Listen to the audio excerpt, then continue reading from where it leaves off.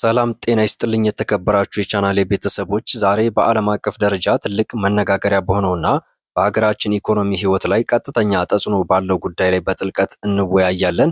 በመጀመሪያም በአሜሪካና በኢራን መካከል ያለው ውጥረት አሁን ወደ ከረረ ግጭት ተቀይሯል። ዶናልድ ትራምፕ ወደ ስልጣን ከተመለሱ በኋላ በኢራን ላይ የጣሉት ማዕቀብና የተቀሰቀሰው ጦርነት በዓለም ዙሪያ የነዳጅ ገበያን እያናወጠው ይገኛል። ነገር ግን ጥያቄው ይህ ሺህ ኪሎ ሜትሮችን ርቆ የሚካሄድ ግጭት በኢትዮጵያ ገበያ ውስጥ በሚሸጥ ዘይት ዱቄትና በነዳጅ ዋጋ ላይ ምን አገኘው? ዛሬ ዘ ሪፕል ኢፌክት ወይም የሞገድ ውጤት የሚለውን ሳይንሳዊና ኢኮኖሚያዊ እውነታ እንፈትሻለን። እስከ ፕሮግራማችን ፍጻሜ አብራችሁን ቆዩ። ወደ መጀመሪያው ጉዳያችን ስናልፍ እንግዲህ የሆርሙዝ ወሽመጥ ዝም ብሎ የባህር መስመር አይደለም፣ የዓለም ኢኮኖሚ የልብ ትርታ። ይህ ወሽመጥ በጠባብነት ይታወቃል። ነገር ግን በጣም ጠባብ በሆነው ቦታ ርቀቱ 21 ማይል ወይም 33 ኪሎ ሜትር ብቻ ነው። ነገር ግን በዚህ ጠባብ ስንጥቅ ውስጥ ነው የዓለም 25% የሚሆነው የነዳጅ ዝውውር የሚያልፈው።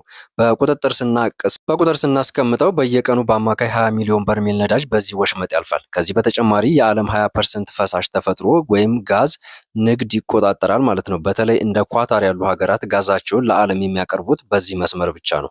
አብዛኛውን ነዳጅ ወደ 80% የሚሆነው ጉዞ ወደ እስያ ሀገራት እንደ ቻይና፣ ህንድ፣ ጃፓን እና ፓኪስታን ያሉ እንዲሁም ደቡብ ኮሪያ ያሉ ሀገራት በዚህ መስመር የሚያልፍ ሲሆን ታዲያ ይሄ ችግር ከተቀሰቀሰ በኋላ በፌብሩዋሪ 28 2026 ማለት ነው የነበረው ሁኔታ የዓለምን የነዳጅ ታሪክ የቀየረ ክስተት ሆኖ ተደምጧል። ሆኖም አይተነዋል። በአሜሪካና በኢራን መካከል የተቀሰቀሰው ግጭት ወደ ቀጠናው ጦርነት ሊያመራ፣ ኢራን ደግሞ የሆርሙዝ ወሽመጥን በከፊልና በሙሉ በሙሉ የመዝጋት እርምጃ መውሰዷ፣ ኢራን ይህንን ለማድረግ የተጠቀመችባቸውም ስልቶች እያንዳንዱ ስንመለከት ባህር ላይ ፈንጆችን ማጥመድ፣ የንግድ መርከቦች እንዳያልፉ የባህር ላይ ፈንጆችን በመበተንና ፍርሃት ፈጥራለች በሚል የድሮን ጥቃቶችንም በቅርበት ቀናት የታዩ የድሮን ጥቃቶችን በነዳጅ ጫኝ መርከቦች ላይ ከፍተኛ ጉዳት ማድረሷም ታይቷል። አሁን ላይ የምናየው ድርብ እገዳ ታዲያ አሜሪካ የኢራን ወደቦች ላይ እገዳ ስታደርግ፣ ኢራን ደግሞ መላው የፋርስ ባህረ ሰላጤን ዘግታ ይዛለች። በዚህም ምክንያት ከ150 በላይ ግዙፍ መርከቦች ከወሽመጡ ውጪ ቆመው ቀውሱ እስኪቆም እየጠበቁ ይገኛሉ። የነዳጅ ፖለቲካ እንደ ጦር መሳሪያ መጠቀምስ? ዶናልድ ትራምፕ በኢራን ላይ የከፍተኛ ጫና ወይም የማክሲመም ፕሬዠር ፖሊሲያቸውን ወደ ወታደራዊ እርምጃ ሲቀይሩት ኢራን ያላትን ብቸኛና ጠንካራ ካርድ ተጠቅማለች የሚለው ይሄውም የዓለማችን የነዳጅ ማፈንን ነው። ይህ በኢኮኖሚያዊ ላይ የሚያመጣው ወናወጥ የዋጋ ንረት እንደ ኢሮፓያን አቆጣጠር ማለት ነው ባለፈው ወር ማርች ላይ 2026 የነዳጅ ዋጋ በአንድ ወር ውስጥ ብቻ የታሪክ ከፍተኛው ጭማሪ ሲያሳይ የብሬንት ነዳጅ ድፍድፍ ማለት ነው በአንድ በርሜል ከ120 $ በላይ በመድረሱ የአቅርቦትን መቋረጥ፣ የኳታር የጋዝ አቅርቦትን ማቆምና ስታውጅ በአውሮፓና በእስያ ኤሌክትሪክ ኃይል ዋጋ በ300% ጨምሯል። ለኢትዮጵያ ያለው ትርጉም ስንመለከት ይህ ሁሉ ፖለቲካ አዲስ አበባ ገበያ ላይ ለምን ተጽዕኖ አለው ስንል ኢትዮጵያ ነዳጅ የምታስገባው በጅቡቲ በኩል ቢሆንም ዋጋው ተመን የሚወስነው ግን በዚህ በሆርሙዝ ወሽመጥ የሚያልፈው ነዳጅ መጠን ነበር። የመርከቦቹ በሆርሙዝ በኩል ማለፍ ሲያቅታቸውም ረጅም መንገድ ይጓዛሉ። ይህ ደግሞ የኢንሹራንስና የትራንስፖርት ወጪ በእጥፍ ይጨምራል። ይህ በእንዲህ እንዳለ ነዳጅ በውድ ዋጋ ስናስገባ ያለን ውስን የውጭ ምንዛሬ ለነዳጅ ብቻ ይውላል ማለት ነው። ይህ ደግሞ እንደ መድኃኒትና ሌሎች አስፈላጊ ቁሳቁሶች ለማስገባት እንቅፋት ይሆናል። ታዲያ በዝግታና በአሳማኝ ሁኔታ ይህን ነገር ስንመለከተው ብዙዎቻችን ነዳጅ ቢወደድ መኪና ያላቸው የሚከብዳቸው ይመስለናል። ነገር ግን እውነታው ግንባሩ ላይ ያለው የምግብ ሰሃን ከነዳጅ በርሜል ጋር በቀጥታ የተገናኘ መሆኑንና ከነዳጅ ማደያ እስከ ወጥ ቤት ያለውን የሰንሰለት 5 ቁልፍ ነጥቦችን ማንሳት። የመጀመሪያው ሰንሰለት የሚጀምረው ገበሬው ዘር ከመዝራቱ በፊት ነው። ዘመናዊ ግብርና ያለ ማዳበሪያ አይታሰብም። አብዛኛው ዩሪያና ማዳበሪያ የሚመረተው ከተፈጥሮ ጋዝ ነው። ኢራን በዓለም አቀፍ ደረጃ ከፍተኛ ማዳበሪያ አምራች ሀገር ናት።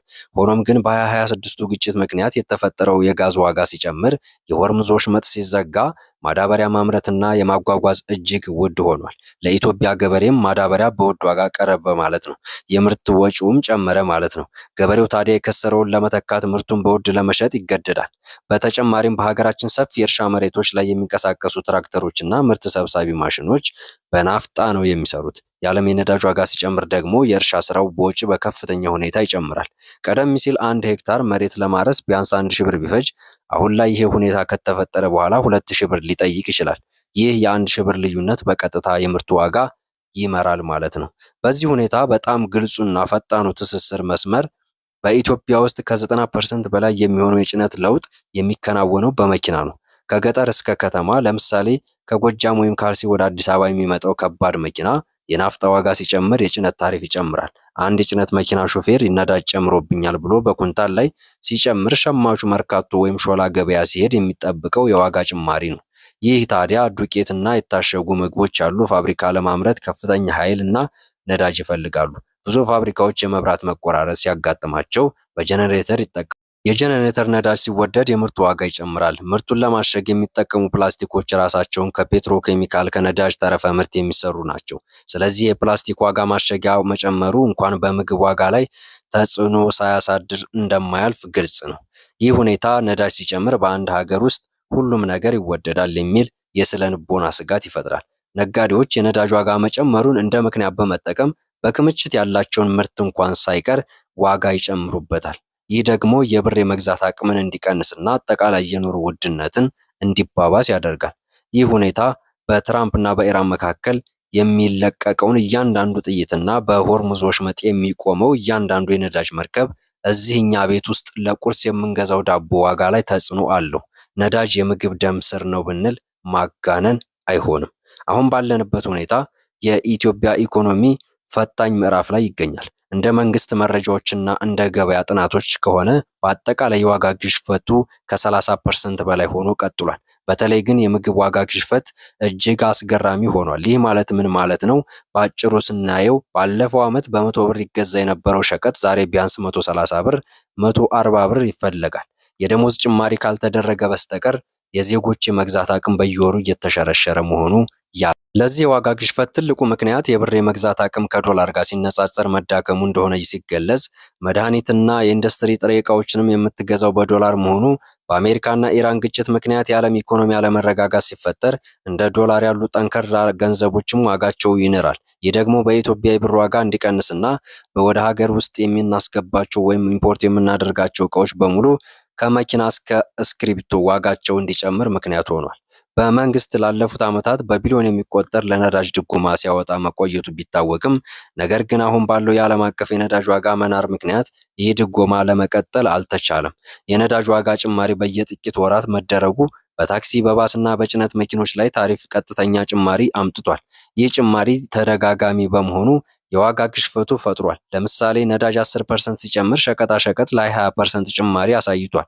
የአቅርቦትና የፍላጎት አለመመጣጠን በሀገራችን ያለው የምርት መጠን ከህዝቡ ፍላጎት ጋር መመጣጠን አልቻለም።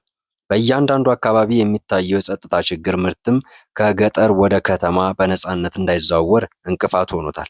ይህም ሰው ሰራሽ እጥረት በመፍጠር ዋጋ እንዲጨምር አድርጎታል። ነገር ግን እያንዳንዱ ነጋዴ የዓለምን ሁኔታ እንደ ምክንያት በመጠቀም ምርት በማከማቸት የዋጋ ጭማሪን ሲያስከትል እየታየ ይገኛል። በዝቅተኛ ማህበረሰብ ላይ ያለው ጫና የዋጋ ግሽፈት በሁሉም ላይ እኩልና ተጽዕኖ የለውም ቢባል ለቋሚ ደሞዝተኛና ዝቅተኛ ገቢ ያለው ግን የማህበረሰቡን የመኖር ትግል ውስጥ የሚያሳይ አንዱ ማህበረሰብ ክፍል ሆኖ ይታያል። ምግብ ላይ የሚወጣው ወጪ ከጠቅላላ ገቢው እስከ 60 እና እስከ 70% የሚሆነው፣ ለትምህርትና ለጤናና ለቤት ኪራይ የሚቀረው ገንዘብ ደግሞ እጅግ አነስተኛ መሆኑ ይህ ማህበራዊ ጫና እየፈጠረ ይገኛል። ውድ ተመልካቾቻችን፣ ይህ የዋጋ ግሽፈት የዓለም አቀፍ የፖለቲካ ትኩሳት ውጤት ብቻ አይደለም። የሀገር ውስጥ የምርት ድክመትና የንግድ ሰንሰለቱ መላላትም ጭምር ነው። ትራምፕ ኢራን ሲጋጩ እኛ ጋር ያለው ገበያ የሚርገበገበው ኢኮኖሚያችን በነዳጅና በውጭ ምርት ላይ በጣም ጥገኛ ስለሆነ ነው። ከዚህም ለመውጣት ያለው አማራጭ ግልጽ ነው። ምርትን ማሳደግ፣ በቴክኖሎጂ የታገዘ ግብርናን ማስፋፋትና የውጭ ምንዛሬ ምንጮችን ማብዛት የግድ። እስካሁን ያየናቸው ነጥቦች አስፈሪ ሊመስሉ ይችላሉ። የዓለም ፖለቲካ ማዕበል ሀገራችንን እያናወጠ እንደዚሁ ግልጽ በሆነ መንገድ ሲቀጥል፣ ነገር ግን ጥያቄው ይህን ማዕበል እንዴት እንሻገረዋለን የሚለው እንደ ሀገርና እንደ ግለሰብ ልንወስዳቸው የሚገቡ መፍትሄዎችን ልንመለከት እንችላለን። የመጀመሪያው የኃይል አማራጮችን መጠቀም ሲሆን ከኢትዮጵያ ከነዳጅ ጥገኝነት የምትላቀቅበት ትልቁ ቁልፍ ኤሌክትሪክ ነው። የህዳሴ ግድብና ሌሎች የኃይል ማመንጫዎች አሁን ላይ የምናመነጨውን የኤሌክትሪክ ኃይል ለቤት ፍጆታ እስከመዋላችን በተጨማሪ ለትራንስፖርት ማዋል የግድ ይለናል። የኤሌክትሪክ ተሽከርካሪ መንግስት የኤሌክትሪክ መኪናዎችን በነፃ ቀረጥ እንዲገቡ ማድረጉም ከፍተኛ ትልቅ ጅማሮ ነው። የህዝብ ትራንስፖርት ወደ ኤሌክትሪክ ሲቀየሩ የነዳጅ ዋጋ በጨመረ ቁጥር ታሪፍ ላይጨምርበትም ይችላል። በሀገር ውስጥ ከሸንኮራ አገዳ ከሌሎች ምርቶች የሚወጣውን ኢታኖል ከነዳጅ ጋር ቀላቅሎ መጠቀምም ማስፋፋትና የውጭ ምንዛሬን ያድናል። የግብርና ሪፎርሙን ማስተካከል ምግባችን የሌላ ሀገር ጦርነት እንዳይወስነው ከፈለግን በግብርናችን ላይ መሰረታዊ ለውጥ ማምጣት አለብን። የሀገር ውስጥ ማዳበሪያ ፋብሪካ በጋዝና በነዳጅ ላይ የተመሰረተው ማዳበሪያ ከውጭ ከማስገባት ይልቅ በሀገር ውስጥ ማምረት የሚቻልበትን የረጅም ጊዜ እቅድ ማሳካት ትልቁ መፍትሄ ነው። በዝናብ ላይ ከመተማመን በዓመት 2-3 ጊዜ ማምረት የሚቻልበትን እድል መፍጠር ያስፈልጋል። የከተማ ግብርና ወሳኙ ማህበረሰቡን ሊያነቃ የሚችል በከተማ የሚኖሩ ሰዎች በጓሯቸው የሚችሉትን ማምረት የገበያ ጥገኝነትን ይቀንሳል። በአምራቹ ገበሬና በሸማቹ መካከል ያሉትን አላስፈላጊ ደላሎች መቀነስ ሌላኛው መፍትሄ ሲሆን በእንዲህ እንዳለ የኢኮኖሚ ቀውስ ወቅት እኛ ግለሰቦችም ጥንቃቄ ማድረግ ይኖርብናል። ቁጠባ ቅድሚያ የሚሰጣቸው ነገሮች ሲሆኑ ከምግብ፣ ጤናና ትምህርት ትኩረት ከሚሰጣቸው ውጭ ያሉ ነገሮችን ለጊዜው ወደ ጎን መተው ያስፈልጋል።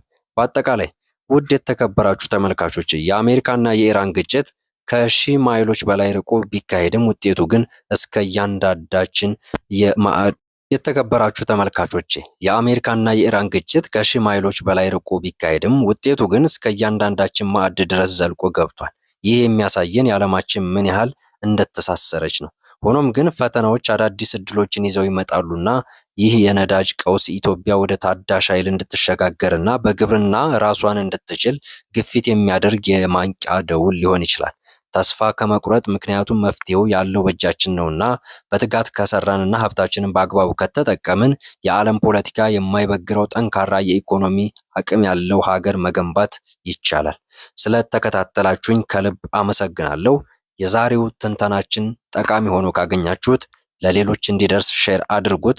የእናንተም አስተያየት ለኛ ትልቅ ዋጋ አለውና ስለዚህ ጥያቄ ወይም ሐሳብ ካላችሁ ኮሜንት ላይ ጻፉልኝ።